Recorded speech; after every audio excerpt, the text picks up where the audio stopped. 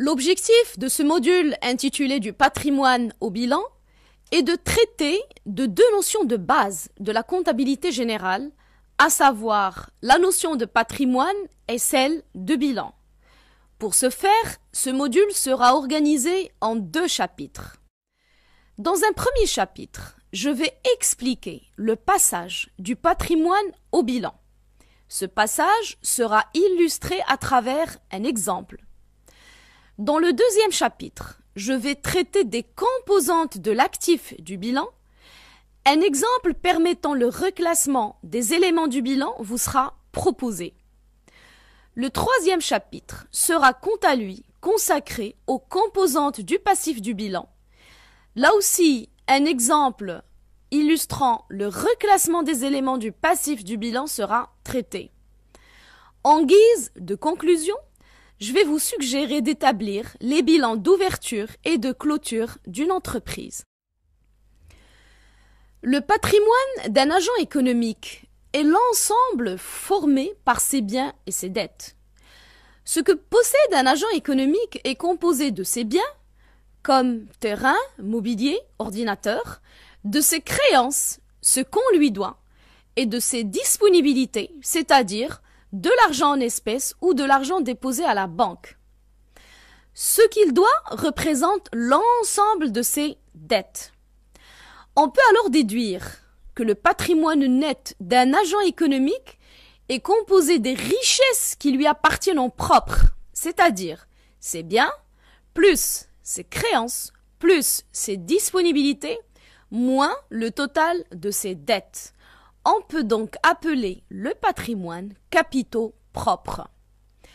Le patrimoine net ou capitaux propres peut être schématisé comme suit. La notion de patrimoine peut être illustrée à travers l'exemple suivant. Le patrimoine de l'entreprise de M. Brahim se caractérise par les éléments suivants. Un magasin de 180 000 dirhams, un véhicule pour 120 000, du mobilier de bureau pour 15 000, un stock de marchandises pour 5 000, un ordinateur pour 4 500, des créances sur ses clients pour 8 500, des dettes envers ses fournisseurs pour 10 000, des espèces en caisse pour 2 500, des avoirs à la banque pour 1 800. Je vous demande de calculer le patrimoine net de l'entreprise Brahim. Pour déterminer le patrimoine net ou les capitaux propres, nous allons calculer le montant total de ce que possède l'entreprise Brahim et soustraire le total de ce qu'elle doit. Pour déterminer le patrimoine net ou les capitaux propres, nous allons calculer le montant total de ce que possède l'entreprise Brahim et soustraire le total de ce qu'elle doit. Le total de ce qu'elle possède se compose en premier de ses biens, à savoir le magasin pour 280 000, le véhicule pour 120 000, le mobilier de bureau pour 15 000, le stock de marchandises pour 5 000 et l'ordinateur pour 4 500.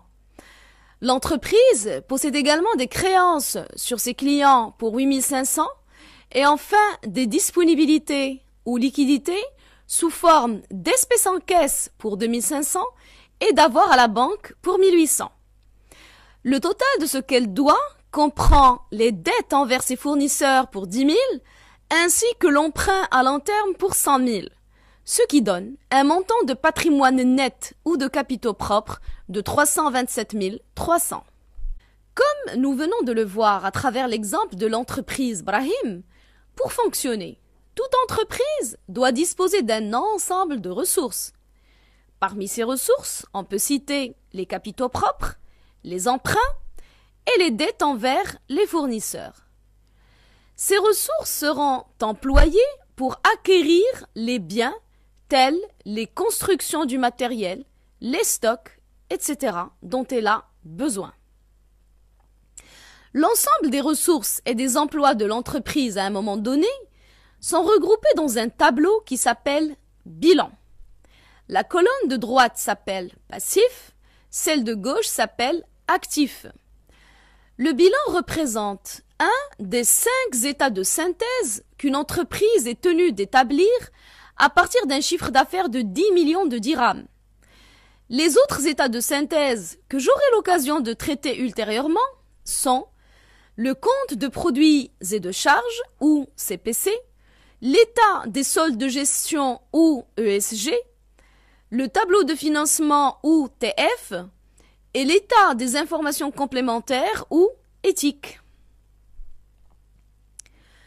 Le bilan peut être défini comme un état financier qui, à tout moment, indique ce qui appartient à l'entreprise, actif, ce qu'elle doit, dette, et ce qui appartient aux propriétaires de l'entreprise, capitaux propres. Les capitaux propres, comme nous l'avons déjà vu, représentent le total actif duquel on déduit les dettes. Par conséquent, le total actif est égal au total passif, ainsi le bilan doit être équilibré par construction. En reprenant l'exemple de l'entreprise Brahim, je vous demande de classer les éléments du patrimoine en ressources et en emplois, et ensuite de présenter le bilan de cette entreprise. Pour classer les éléments du patrimoine de l'entreprise Brahim en ressources et en emplois, je vais tracer un tableau à 2 colonnes. Comme nous l'avons déjà vu, la colonne de droite comprend les ressources ou passifs, celle de gauche les emplois ou actifs. Côté ressources, on a d'abord les capitaux propres calculés dans l'exemple précédent. On va les mettre du côté du passif pour 327 300 dirhams. Ensuite, il y a les emprunts de l'entreprise auprès de la banque pour 100 000, ainsi que les dettes envers les fournisseurs pour un montant de 10 000. Les autres éléments du patrimoine constituent les emplois ou tout ce qui appartient à l'entreprise, c'est-à-dire tous les biens nécessaires à son bon fonctionnement ainsi que ses créances et ses disponibilités.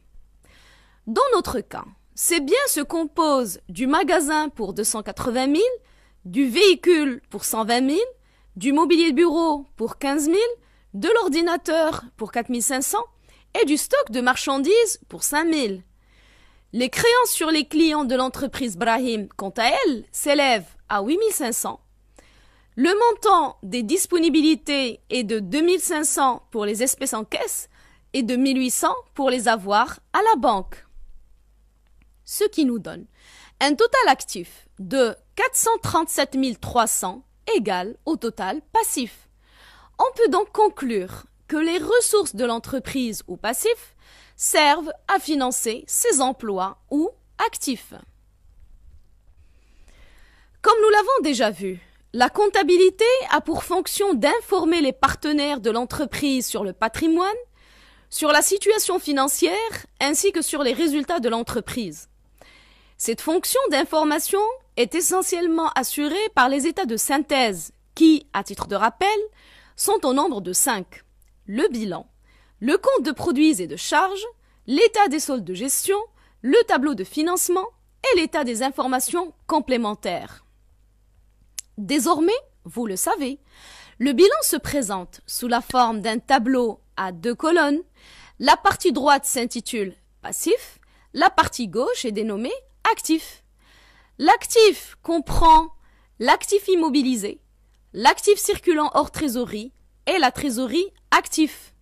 Le passif comprend le financement permanent, le passif circulant hors trésorerie et la trésorerie passif.